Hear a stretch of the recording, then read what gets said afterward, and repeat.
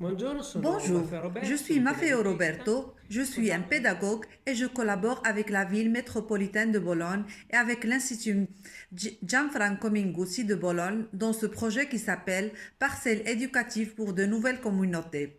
Dans ce projet, nous avons décidé de faire des vidéos sur des thèmes qui peuvent être considérés comme des thèmes, disons, auxquels les parents peuvent être particulièrement intéressés. L'un des thèmes qui suscite sûrement beaucoup d'intérêt est celui des conflits avec nos enfants. Lorsque nous parlons de conflits, nous parlons essentiellement de la colère que nos enfants éprouvent et qu'ils expriment en quelque sorte envers nous. Pourquoi les enfants sont-ils en colère? Les enfants peuvent être en colère pour diverses raisons. Aujourd'hui, je vais essayer de vous dire en gros deux ou trois raisons et ce que nous pouvons faire face à cette situation pour essayer de gérer les conflits avec nos enfants.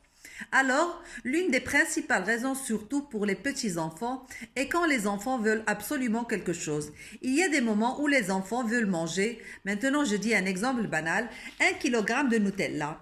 Mais évidemment, 1 kg de chocolat n'est pas possible parce que cela leur ferait du mal, donc nous disons non. Face à ce non, les enfants semblent devenir fous. Ils commencent à faire des placements, ils commencent à crier, se jettent par terre, si de celui qui se passe dans les supermarchés.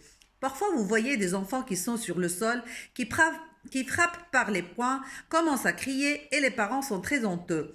Dans ces situations, il faut penser qu'ils sont de petits enfants. Les enfants se comportent comme ça parce qu'ils suivent ce qui est le principe du plaisir. Pour eux, il est important qu'ils répondent essentiellement à leurs besoins en ce moment-là. Ils ont donc du mal à comprendre qu'ils doivent y renoncer. Mais c'est notre devoir. C'est le devoir de l'adulte de dire non à l'enfant. Tu ne peux pas manger 1 kg de Nutella parce que ça te fait du mal. Et par conséquent, nous devons être capables pour maintenir notre position. Il est clair qu'étant dans un contexte comme celui d'un supermarché où les enfants sont par terre, ils nous mettent dans une position où nous avons honte. Nous avons honte parce qu'il y a d'autres parents qui pensent ce qu'ils pensent de nous en ce moment-là. Mais ce que je peux vous dire, c'est que la seule chose que nous pouvons faire est de les laisser là-bas. De les laisser un peu dans ce que nous disons dans leur brouillon. C'est-à-dire de les laisser dans cette situation parce que tôt ou tard, ils se calment. Quand ils se calment, alors c'est le moment que nous puissions nous approcher de nos enfants et les consoler. Il est inutile d'y aller avant parce que les enfants sont dans une situation, ce que je dis toujours, une situation de redondance, c'est-à-dire une situation où, à un moment donné, ils ne savent même pas pourquoi ils sont en colère. Ils sont en colère parce qu'ils sont en colère. Donc, comme je l'ai dit, l'émotion a pris le dessus. Ils ne sont plus en mesure de gérer leur propre colère. Il est donc inutile d'intervenir à ce moment-là. C'est mieux de le laisser là et quand ils se sont calmés, nous nous approchons d'eux, nous les consolons, nous les embrassons et nous essayons de comprendre pourquoi ils ont eu une réaction comme ça. Et si nous pensons que c'est juste comme dire de leur faire plaisir un peu, nous le faisons. Si au contraire nous pensons que ce qu'ils demandent est une chose impossible, toutefois quelque chose qui leur fait mal, quelque chose qui ne va pas bien, il est important alors que nous maintenions notre position.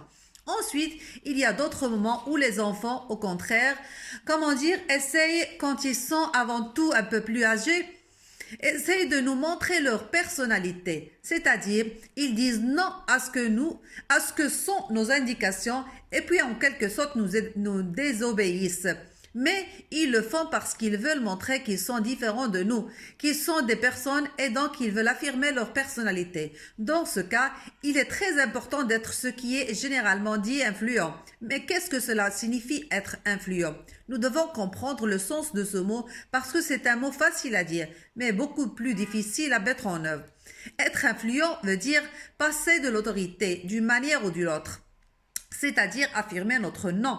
Nous devons être des adultes qui, sont compatibles avec les positions que nous prenons avec les enfants. Sinon, les enfants commencent à faire de la confusion. Nous ne pouvons pas dire une fois non et le lendemain, sur la même demande, nous cédons. Un peu parce que nous ne pouvons plus les entendre. Nous cédons parce que nous sommes fatigués, parce que nous venons de revenir du travail ou quelque chose comme ça. Nous devons être capables de rester cohérents, mais il est également vrai que parfois les enfants, disons-le, s'opposent à nous parce qu'ils ont des raisons. Parfois, nous risquons d'être autoritaires parce que nous n'écoutons pas. Au contraire, attention, la grande différence entre faire autorité et être autoritaire, c'est que la personne faisant autorité est capable, après avoir dit non, après qu'il a gardé sa position, et puis après que l'enfant s'est calmé, est capable d'écouter. Nous pouvons nous approcher et au lieu de réitérer le concept, tu sais que papa ne veut pas, tu sais que je t'ai dit que cette chose... Arrêtons-nous, mettons-nous en écoute et posons la question classique. Pourquoi tu t'es comporté comme ça? As-tu une raison pour laquelle tu t'es comporté de cette façon?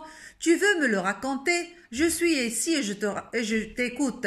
Regardez, c'est une chose très importante parce que l'enfant comprend une chose fondamentale, c'est-à-dire il comprend que le père à ce moment ou la mère ne veulent pas qu'il fasse cette chose. Donc il a compris quelle est la règle, mais en même temps il a compris que les parents est prêt à l'écouter et donc sa parole qu'il essaye à ce moment-là, qu'il veut exprimer, la peut exprimer. Il est donc important qu'il ait une chance d'exprimer ce qu'il pense. Parfois, ils nous surprennent. Parfois, nous constatons que les enfants ont des raisons que nous n'avons pas pensées. Donc, dans ce cas, il est juste de faire de la médiation. Il est juste d'essayer de négocier avec eux et peut-être de trouver un compromis. Nous pouvons donc céder un peu si nous croyons et c'est important que leurs raisons soient valables. Si d'autre part leurs motifs, à notre avis, ne sont pas valables, nous devons maintenir notre position. Ensuite, il y a ceux qui sont ce qu'on appelle les caprices. Même les caprices sont parfois une expression très importante des enfants. Parce qu'un enfant fait des caprices quand il sait très bien que c'est la règle, mais veut essayer de voir s'il peut un peu la surmonter, s'il peut déplacer ce pieu que nous n'avons pas placé. Et donc, vous comprenez, ils essaient. Donc, quand ils essaient, il est très important que nous essayions de deviner, même dans ce cas, si nous pouvons céder un peu ou non. Mais attention, chers parents, disons que le problème qu'il y a aujourd'hui, c'est que les parents ont tendance à céder très souvent. Cédons un peu moins. Ce n'est pas facile. Mais vous pouvez le faire si nous décidons de donner moins de noms. Alors ne les remplissez pas de règles, ne les remplissez pas avec un nom. Certains noms sont importants. Définissez-les. Les noms importants, définissez-le avec votre partenaire de sorte que vous soyez cohérent dans le couple, cohérent en face de l'enfant. Et ces quelques noms, toutefois, gardons-les. Gardons ces quelques noms de sorte que l'enfant sait quels sont les enjeux importants.